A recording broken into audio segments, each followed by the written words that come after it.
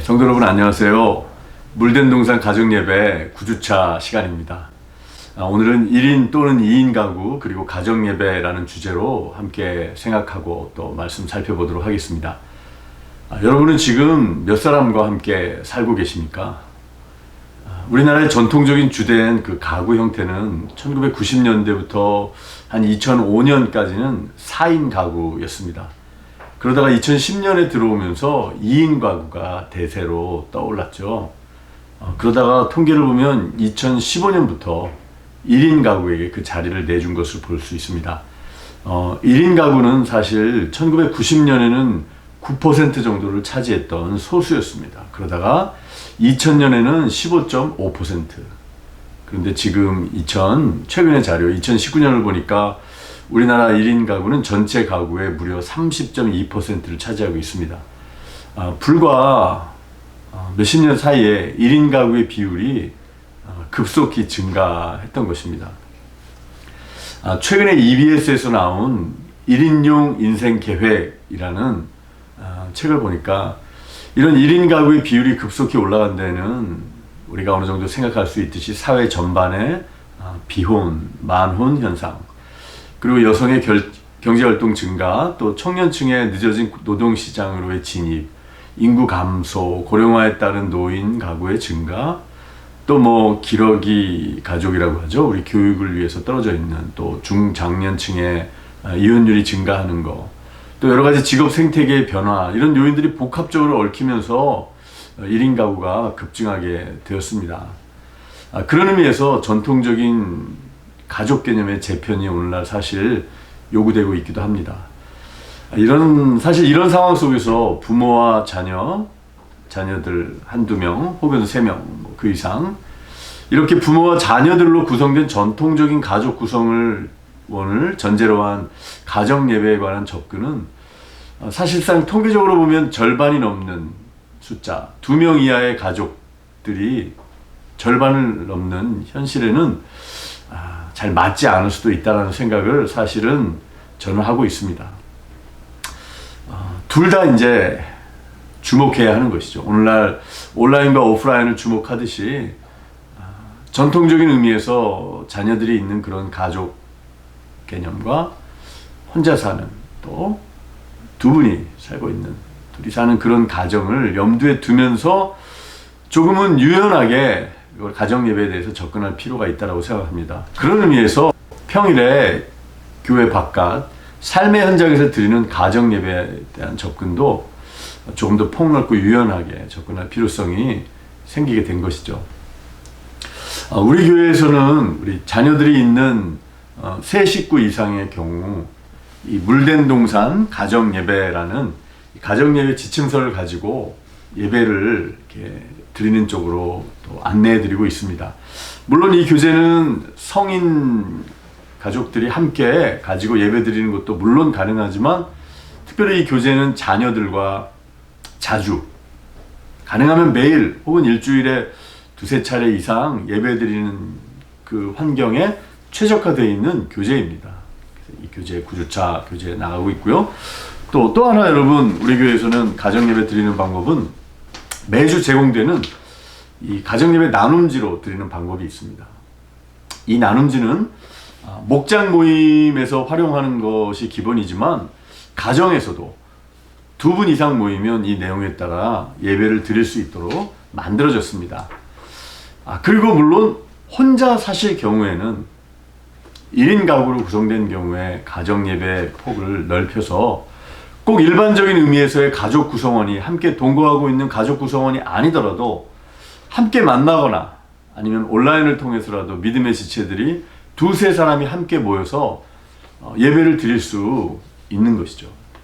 그래서 이 가정예배 나눔지는 교회 홈페이지 소식과 나눔 그 밑에 교회 소식란에 보면 온라인 목장 모임 및 가정예배 나눔지 파일이 올라와 있습니다. 그리고 교회 예배당 뒤편에도 수요일부터 이렇게 비치돼 있습니다. 여러분 활용하실 수 있습니다. 그래서 이것은 삶의 현장에서 주중에 두세 사람이 함께 드리는 예배를 드릴 때 사용하실 수 있고, 하나님의 말씀을 기억하고 살아계신 주님과 생활 속에서 만난 이야기를 나누며 하나님 예배하는 시간을 가질 수 있는 것입니다.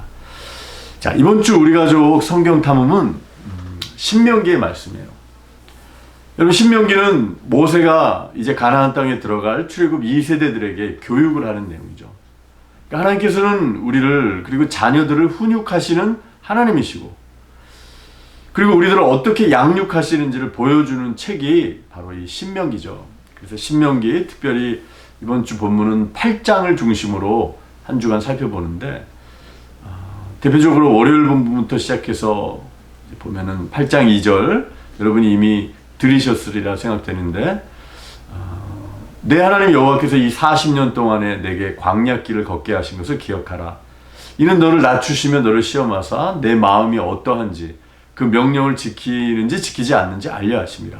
이 말씀, 이 한 구절 말씀을 묵상하면서 예배드릴 때 하나님이 우리를 겸손히 낮추시고 우리가 하나님께 순종하는지를 테스트하시면서 하나님께서는 우리의 삶을 인도하신다는 거죠. 그러니까 광야는 우리가 순종하는지 안 하는지에 대해서 알 수 있는 시험지와 같다라는 것입니다.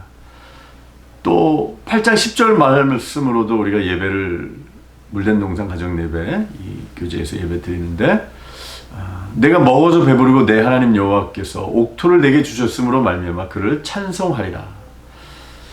삶에 어려움이 없으면, 인생이 좋은 순간이 되면 하나님을 망각하는 것이 아니라 바로 그 순간에도 하나님을 기억하며 감사하며 찬송하는 삶을 살 것에 대해서 가르쳐주고 있는 본문, 그것으로 우리가 예배를 드리는 것이죠.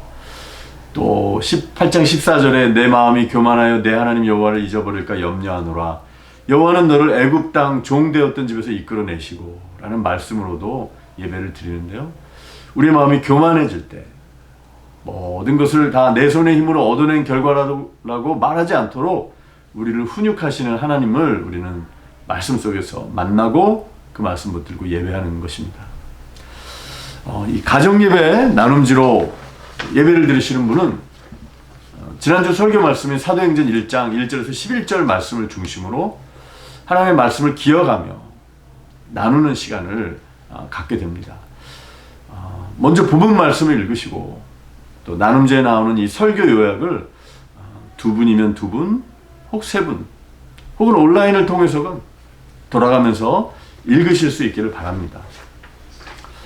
그리고 뒤에 나오는 이 질문의 내용들 가운데 한두 문제를 읽고 서로 나누셔도 되고, 아니면 들었던 말씀을 기억하고 다시 한번 천천히 읽으면서 읽는 가운데 다가온 내용이나 또 설교를 들은 이후에 내 삶에 다가온 내용, 적용하고 싶은 내용, 또 그 말씀대로 혹은 살아보았던 내용, 받은 은혜들을 서로 잠깐씩 나누고 기도로 마치시면 됩니다. 여러분, 바로 예배의 시간은 어떤 정해진 형식을 꼭 교회에서 드리는 공적 예배처럼 가정이나 삶의 현장에서 갖춰야만 가정 예배, 삶의 현장 예배가 되는 것은 아닙니다. 하나님을 말씀을 통해 기억하고 내가 만난 하나님을, 서로의 삶 가운데 역사하신 그 하나님을 서로 나누고 잠시 하나님을 기억하고 예배하고 감사하고 기도할 때 그것이 바로 예배가 되는 것입니다.